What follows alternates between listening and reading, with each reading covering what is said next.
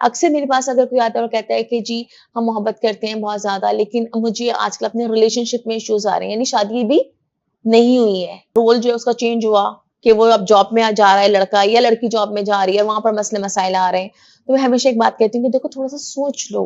Let's suppose किसी लड़के को या किसी लड़की को कोई पसंद आ गया है, तो हम उसमें बजाए ये कि बीइंग अ पेरेंट्स हम बहुत सारे मसले खड़े करें, हम उसको सुने तो सही एटलीस्ट। लव मैरिज हो, चाहे वो अरेंज मैरिज हो, तो उसमें वो हम डिसीजन लेते हैं सोच समझ के, और जब हम किसी भी डिसीजन की ऑनरशिप लेते हैं, तो फिर हम उसको सही करने के लिए अपनी भरपूर कोशिश भी करते हैं।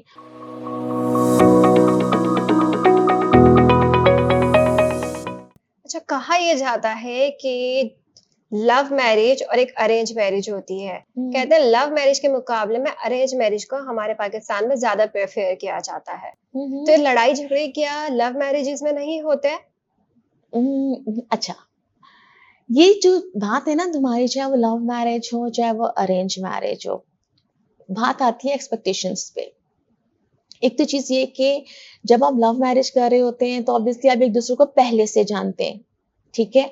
अगर एक्सपेक्टेशंस राइट हैं विद द राइट पर्सन, अक्सर मेरे पास अगर कोई आता है और कहता है कि जी हम मोहब्बत करते हैं बहुत ज़्यादा, लेकिन मुझे आजकल अपने रिलेशनशिप में इश्यूज़ आ रहे हैं, यानी शादी भी नहीं हुई है, ठीक है?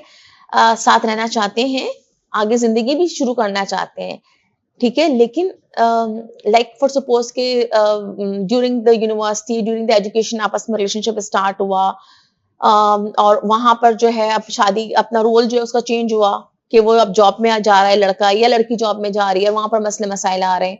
तो मैं हमेशा एक बात कहती हूँ कि देखो थोड़ा-सा सोच लो कि क्या रोल्स के एडaptation में हेल्पफुल है या नहीं नहीं। है, ठीक है?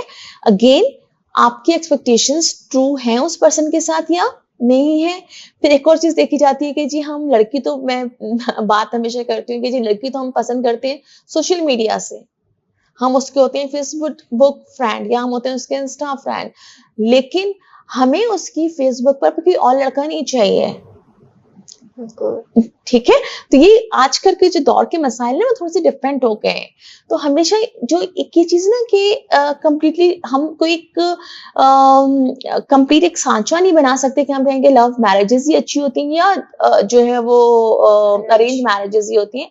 मेन चीज़ वही है। अच्छा, अरेंज मैरिजेज़ में ऑब्वियसली पेरेंट्स की चॉइस होती है, पेरेंट्स देख रहे होते हैं, कम्युनिकेट कर रहे होते हैं, तो बेहतर ये है कि अगर एक हम कुछ ऐसा सेटअप बना लें कि ठीक है, अगर पसंद पेरेंट्स भी कर रहे हैं, तो थोड़ा-सा अगर आपस में डिस्कस कर लें, अगर चीज़ों को जो है वो साथ मिलकर हल कर लें, कम्युनिकेशन कर लें आपस में, एज़ अ फैमिली कम्युनिकेशन कर लें, और अगर लेट्स सपोज़ किसी लड़के को या किसी लड़की को कोई पसंद आ गया है, तो हम उसमें बजाए ये कि बीइंग अ पेरेंट्स हम बहुत सारे मसले खड़े करें, हम उसको सुने तो सही एटलीस्ट, हो सकता है कोई बेहतर हल निकल आए, और निकल फिर आए। Respectfully acceptance of any relation, respectful जब हम कर रहे होते हैं, तो फिर वो चाहे लव मैरिज हो, चाहे वो अरेंज मैरिज हो, तो उसमें वो हम डिसीजन लेते हैं सोच समझ के, हम उस डिसीजन की ऑनरशिप लेते हैं, और जब हम किसी भी डिसीजन की ऑनरशिप लेते हैं,